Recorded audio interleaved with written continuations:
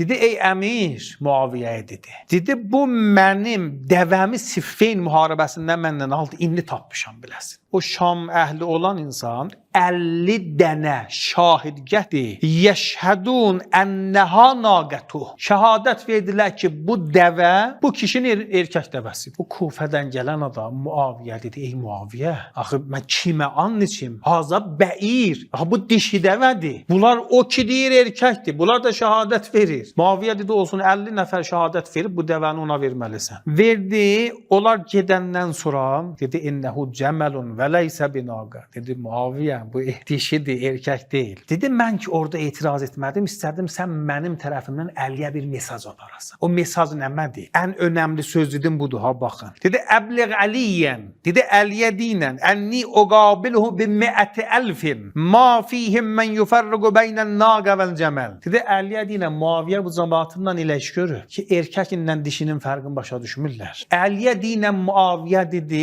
Əli 100.000 dənə belə adamın vardı ki, erkəklə dişinin fərqini bilmirlər. Sən istəyirsən haqqı bunlara başa salasın.